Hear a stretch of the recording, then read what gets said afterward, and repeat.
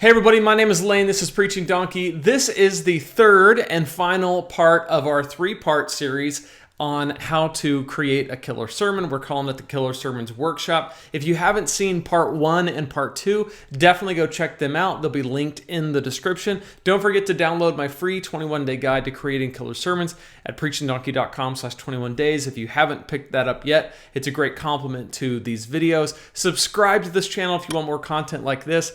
And we're going to jump into part 3, which is about the blueprint of a killer sermon right now. That brings us to today, where I wanted to share with you the blueprint of a killer sermon. What goes into a killer sermon, but really what goes into the preacher who consistently preaches killer sermons?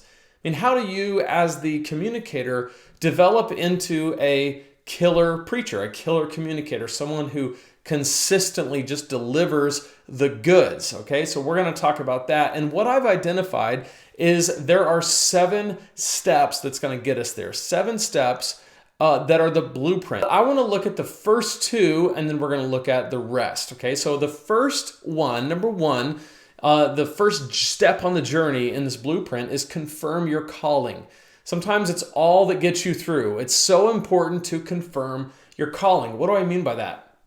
I mean that preaching is a unique calling. It's a unique art. It's something that God places on certain people's hearts to do, and He calls people to it. Does that mean you can't preach unless you're called? No, not necessarily. You might be in a situation where the need is there, and so you step into that role.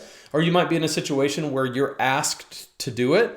But I think often what I find with most preachers is that somewhere along the way, they felt called to minister in some way. They felt called to some kind of vocational ministry, and that includes at sometimes preaching. Sometimes that means preaching every week, like in a lead pastor role, or sometimes that means filling in where needed or teaching in some capacity. But there's a calling, right? There's a desire that's placed on your heart from the Lord that's undeniable. And when you confirm that calling, it is a huge, huge deal. And I think it's one of the first steps in the blueprint that gets you towards killer sermons. So then what happens from that point is number 2, which is this desire to reach people. Okay, a passion for discipleship or a passion for evangelism, reaching people with the gospel and helping them grow in their faith. Okay, so the first thing we do is we confirm our calling, and then we start to have this passion well up inside of us that we want our lives to make a difference for the kingdom. And these are 2 really good things. And typically what happens is most pastors kind of stop there in terms of the blueprint. They have a calling and a desire, and that's where it stops. Now, maybe they get some education, but it's usually one preaching class in a sea of theological training, right? Seminary is really great because you have lots of theological training, which I think is really good. But often what's actually taught about preaching is very minimal, and it's so technical and stilted that it's very hard to take that and translate it into the real world with real actual people. And so what most pastors do is they stay frustrated and overwhelmed because they have the calling, they have the desire, but they haven't moved on to the next steps. So to get a killer sermon status, you have to break through that. So I want to talk about steps 3 through 7 and what those look like when you break out of the place that most pastors stay and you're able to move past that. So the third thing is define goals, right? Most preachers never get to this point where they define what they want. When you define your goals, you know what you want to get out of your preaching. This is so vital, okay? What kind of things do you want to happen? Do you want to prepare more efficiently, save more time? That's a huge thing. Do you want to reach more people? Do you want to reach more of a certain generation? Do you want to be able to preach in more settings and in more venues? Whatever the case is, you've got to define what you want. And then number 4, and this is related, is identify frustrations. Okay? I mentioned earlier that a lot of preachers stay frustrated, but it's only when you move past that that you can begin to define your goals and then define what frustrates you. Because if I know what I'm going after, and then I know what's keeping me from it, I know what's keeping me from my goals, I can identify that frustration. And so part of preaching a killer sermon, and part of being a killer preacher, someone who produces killer sermons consistently, is you have to know what holds you back. You have to identify your frustrations. This is where you can name what's holding you back. And so we've gone through 4 steps, and I just want you to think about yourself. Where are you in this blueprint? Are you in step 1, where you've confirmed your calling? In step 2, where you have a desire to reach people? Maybe you've moved on to step 3 or to step 4, where you've defined your goals and you've identified your frustrations. That's a really good place to be. But you don't want to stop there either, right? Step 5 is overcoming preaching roadblocks. Okay, so now that we've confirmed our calling, we have a desire to reach people, we've defined what we wanted, we've identified our frustrations, we feel like, what's keeping us there? We need to now overcome the roadblocks. And there's 2 very particular roadblocks that seem to fly in the face of most preachers, and they are destructive mindsets and distractions. Destructive mindsets, a mindset is just the story we tell ourselves about our preaching.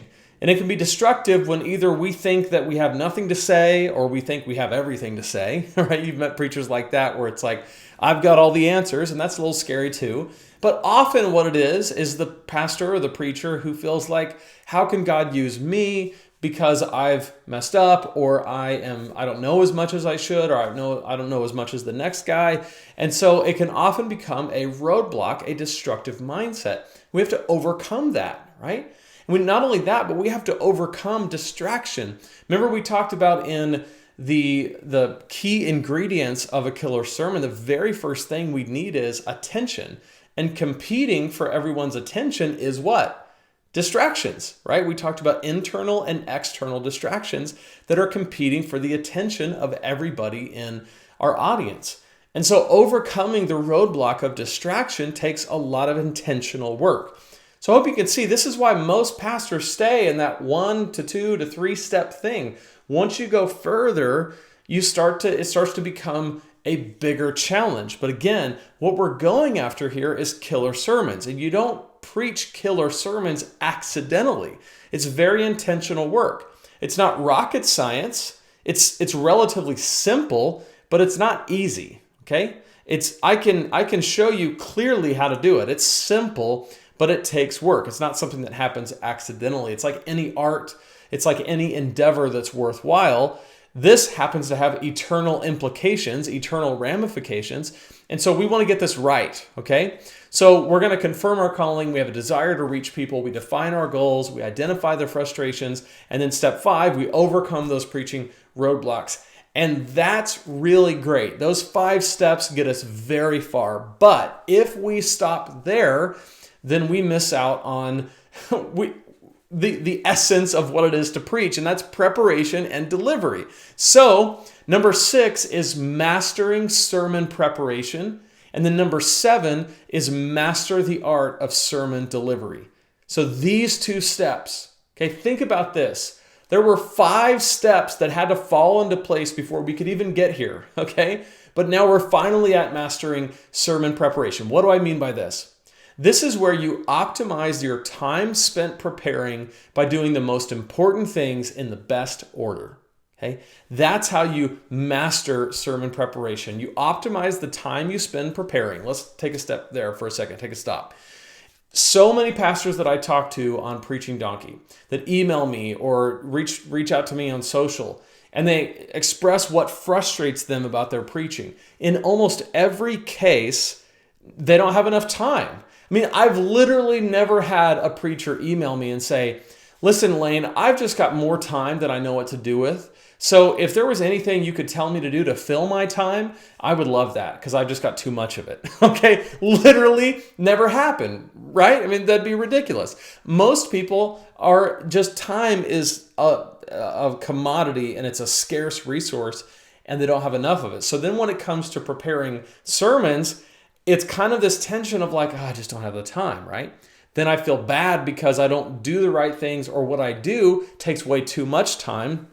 I feel like I'm reinventing the wheel every time I go back to prepare.